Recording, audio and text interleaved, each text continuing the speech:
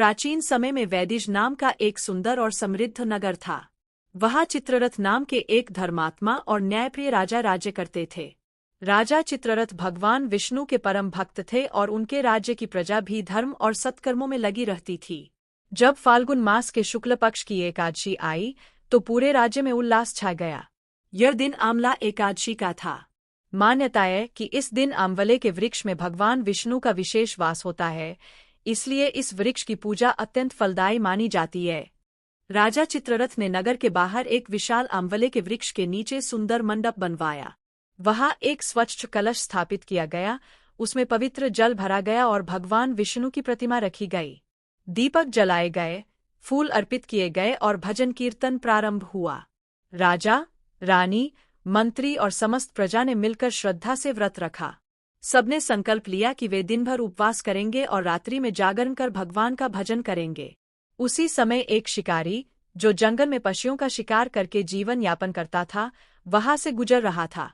वह अत्यंत थका हुआ और भूखा था। जैसे ही उसने भजन कीर्तन की मधुर ध्वनि सुनी, वह आकर्षित होकर वहां आ गया। शिकारी पाप कर्मों में लिप्त था, परंतु उस दिन उसके मन में कुछ अलग ही भावना जागी। वह चुपचाप सभा के एक कोने में बैठ गया और भगवान विष्णु की कथा सुनने लगा। उस दिन शिकारी को भोजन नहीं मिला। उसने भी किसी से कुछ नहीं मांगा।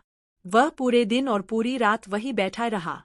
भजन कीर्तन सुनते सुनते उसके मन में शांति आने लगी। अनजाने में ही उसने आंवला एकादशी का व्रत कर लिया। न उसने भोजन किया, न ही किसी जीव को हानि पहुंचाई। रात भर जागरण किया और भगवान का नाम सुना। कुछ समय बाद उस शिकारी की मृत्यु हो गई।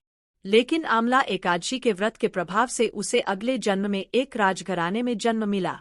वह एक तेजस्वी, बलवान और धर्मप्रिय राजा बना।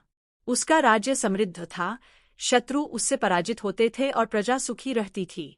वह राजा भी भगवान विष्णु का भक्त बना और सदा धर्म के मार्ग पर चलता रहा। इस कथा से यह शिक्षा मिलती है कि आंवला एकादशी का व्रत अत्यंत फलदायी है। यदि कोई व्यक्ति श्रद्धा और भक्ति से यह व्रत करे तो उसके पाप नष्ट हो जाते हैं और उसे मोक्ष की प्राप्ति होती है। यह भी कहा गया है कि आंवले के वृक्ष की पूजा